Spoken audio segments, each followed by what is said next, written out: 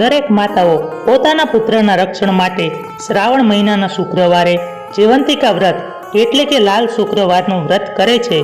આજે આપણે સાંભળીશું જીવંતિકા વ્રતની સંપૂર્ણ વ્રત કથા. પ્રાચીન કાળમાં એક નગરમાં શીલવંત નામે રાજા થઈ ગયો. તેને સુમન નામે સુશીલ ગુણવંતી રાણી હતી. રાજા રાણી ઘણા જ સુખી હતા, માત્ર સંતાનની ખોટ હતી. તેથી રાણી ચિંતામાં ઘણી દુબળી પડી ગઈ હતી.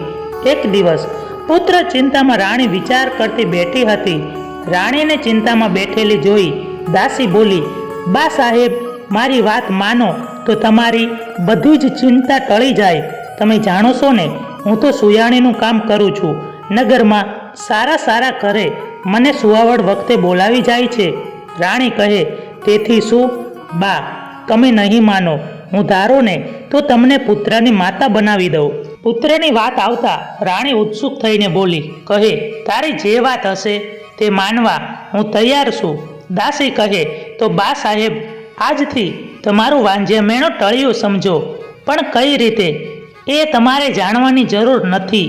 તમારે તો માત્ર તમે ગર્ભવતી થયા છો એવા સમાચાર નગરમાં ફેલાવવાના, બાકીનું બધું તો મારે કરવાનું છે. રાણી કહે, ભલે. પછી તો આખાય નગરમાં વાત ફેલાવી કે રાણીજી ગર્ભવતી થયા છે. રાજા તો આનંદમાં આવી ગયો. આખું નગર રાજી થઈ ગયું. 9 મહિના જેટલો સમય પસાર થઈ ગયો અને ગામમાં એક બ્રાહ્મણીને ત્યાં સુવાવડ આવી, એટલે સુયાણીના કામ માટે દાસીને તેડાવી. મધરાત પછી બ્રાહ્મણીને પુત્ર જન્મ્યો. દાસીએ પુત્રને રાજમહેલમાં લઈ જવા વિચાર કર્યો. સૌની વિદાય લઈ દાસી પણ ચાલી ગઈ. બીજા દિવસની મધરાત પછી દાસી બ્રાહ્મણીને ઘરે આવી. બધા ઘસઘસાટ ઊંઘતા હતા. લાગ જોઈ પાછલી બારીએથી દાસી બાળકને ઉઠાવી અને લઈ ગઈ અને રાજમહેલમાં જઈ રાણીના ખોળામાં બાળકને સુવાડી દીધો. સવાર થયું. બ્રાહ્મણી બાળકને ન જોતા બે બાકડા થઈ ગયા. શોધખોળ કરી પણ છેવટે થાકીને બેસી રહ્યા. બરાબર 7 દિવસ પછી દાસીએ જાહેર કર્યું કે રાણીજીને કુંવર જન્મ્યો છે. આખા રાજગઢમાં આનંદ થઈ ગયો. રાણીને કુંવર જન્મ્યો. રાજા રાણીનું વાંજ્યામેણું ટળ્યું, તેથી લોકો પણ આનંદમાં આવી ગયા. રાજાએ આખાય નગરમાં સાકર વહેંચી. પણ ગોરાણીને જીવંતિકા દેવીનું વ્રત હતું, એટલે દેવી તેના બાળકના રક્ષણ કાજે રાજમહેલમાં આવતા અને રાજકુંવરને આશીર્વાદ આપી ચાલ્યા જતા. આમ દરરોજ માતાજી કુમારની ખબર લેતા. આમ ઘણા વર્ષો વીતી ગયા. કુમાર મોટો થયો. એનું નામ અમર રાખવામાં આવ્યું. એ યુવાન થયો એટલે તેવા સમયે શીલવંત રાજાનું મૃત્યુ થયું. તેથી અમરકુમાર રાજની ગાદીએ બેઠો. અમરકુમાર રાજા થયો. તે બહુ દયાળુ અને પ્રજાપ્રિય હતો, તેથી લોકો પણ તેને બહુ ચાહતા હતા. એક દિવસ એ પિતાનું શ્રાદ્ધ કરવા જવા નીકળ્યો. રસ્તામાં ગામમાં એક વાણિયાને ત્યાં તે રાત રોકાયો. આ વાણિયો અભાગ્યો હતો. તેને સંતાનો થતા પણ 6 દિવસ જીવી 7મા દિવસે મરી જતા. એથી વાણિયો ઘણો દુઃખી થતો. અમરકુમાર આવ્યો તે પહેલા તેને ત્યાં પુત્ર જન્મ્યો હતો. એ આજે 6 દિવસ પૂરા થતા હતા. તેથી વાણિયો મનમાં ને મનમાં ચિંતા કરતો હતો કે સવારે શું થશે. આજે અમરકુમાર વાણિયાને ત્યાં રાત રોકાયો હતો. મધરાત થઈ એટલે વિધાત્રી વાણિયાને ઘરે તેના પુત્રના લેખ લખવા માટે આવ્યા. દેવી વિધાત્રી બારણામાં પગ મૂકવા જાય છે, ત્યાં તો દેવી જીવંતિકાએ આડું ત્રિશૂળ ધર્યું અને પૂછ્યું, દેવી વિધાત્રી, તમે અત્યારે ક્યાંથી? વાણિયાના દીકરાને આજે 6 દિવસ થયા છે, તેથી છઠ્ઠીના લેખ લખવા માટે આવી છું. કેવા લેખ લખશો? લખીશ કે છોકરો સવારે મૃત્યુ પામશે. જીવંતિકા દેવી કહે, બહેન વિધાત્રી, તમે એવું નહીં લખી શકો. હું તમારી મોટી બહેન છું, એટલે મારી વાત તમારે માનવી પડશે. જેના ઘરે મારો વાસ છે, જેના ઘરમાં મારા પગલાં પડ્યા છે, તે ઘરનું કે બાળકનું અમંગળ તમારાથી થાય નહીં. વિધાત્રી દેવીને મોટી બહેન જીવંતિકા દેવીની વાત માનવી પડી અને છોકરાના આયુષ્યમાં દીર્ઘ આયુષ્ય લખી અને ચાલ્યા ગયા. સવારે પોતાના દીકરાને જીવતો જોઈ વાણિયો તો રાજી થઈ ગયો. તેણે યાત્રાળુ અમરકુમારના પગલાંનો પ્રભાવ માન્યો અને તેને પાસે આવી સેવા કરવા લાગ્યો. બીજા દિવસે અમરકુમાર ગયાજી જવા તૈયાર થયો એટલે વાણિયો આગ્રહપૂર્વક કહેવા લાગ્યો, ભલે જાઓ, પણ વળતા અહીં થઈને જાજો. ભલે કહી અમરકુમાર ગયાજી પહોંચ્યા. પિતાની શ્રાદ્ધ ક્રિયા કરી પિંડ આપવા હાથ લાંબો કર્યો ત્યાં તેને એકને બદલે 2 હાથ દેખાયા. એનું કારણ એ સમજી શક્યો નહીં.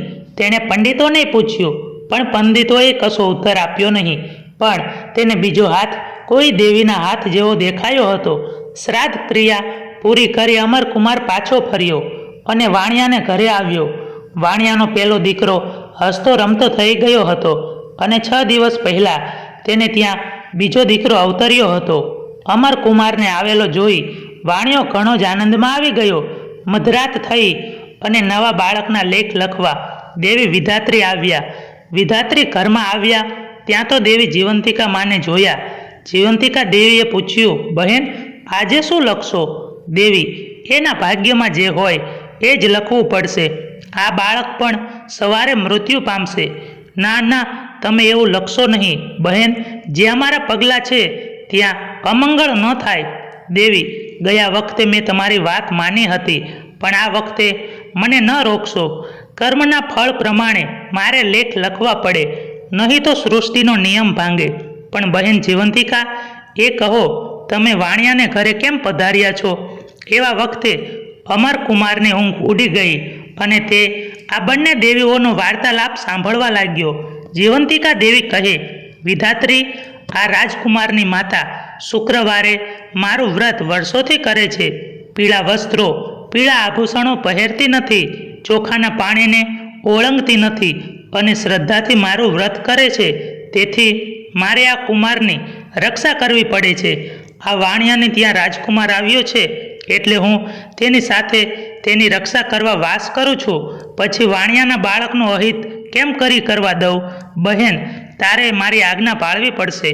વિધાત્રી કહે, જેવી આજ્ઞા. પછી લેખ લખવા બેઠા.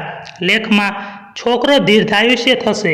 સવારે બાળકને જીવતો જોઈ વાણિયાએ માની લીધું કે આ પુરુષ કોઈ પુણ્યશાળી છે. તેથી તે તેને આગતા સ્વાગતા કરવા લાગ્યો. 5 દિવસની પરણાંગત પછી અમરકુમાર વિદાય લઈ અને પોતાને ગામ જવા ચાલી નીકળ્યો. અમરકુમાર ઘરે આવ્યો. દેવી વિધાત્રી અને જીવંતિકા માતાની વાત સાંભળી હતી, તેથી તેણે રાણીને પૂછ્યું, માં, તમે કોઈ વ્રત કરો છો? રાણીએ કહ્યું, ના બેટા, હજુ સુધી મેં કોઈ વ્રત કર્યું જ નથી. અમરકુમાર નવાઈ પામ્યો. તો શું આ દેવીઓની વાત ખોટી હશે? ના, એમ બને નહીં. પણ એને સંદેહ થયો, મારી જનેતા કોઈ બીજી હોવી જોઈએ. એવામાં શ્રાવણ મહિનો આવ્યો. શુક્રવારનો દિવસ આવ્યો. અમરકુમારે ઢંઢેરો પીટાયો કે આજે રાજગઢમાં ઉજાણી છે, કોઈએ ઘરે રાંધવું નહીં. બધા જ પીળા વસ્ત્રો પહેરી અને રાજમાં જમવા આવો. સૌ જમવા આવ્યા. પછી કુમારે કોઈ બાકી તો નથી રહ્યું ને? તેની તપાસ કરાવી ત્યારે સમાચાર મળ્યા કે એક બ્રાહ્મણી જમવા આવવાની ના કહે છે. તે કહે છે, મારે જીવંતિકા માતાનું વ્રત છે, તેથી પીળા વસ્ત્રો પહેરીને નહીં આવું. અમરકુમાર સમજી ગયો. તેણે બ્રાહ્મણી માટે લાલ વસ્ત્રો મોકલાવ્યા. લાલ વસ્ત્રો પહેરી બ્રાહ્મણી રાજગઢમાં આવી.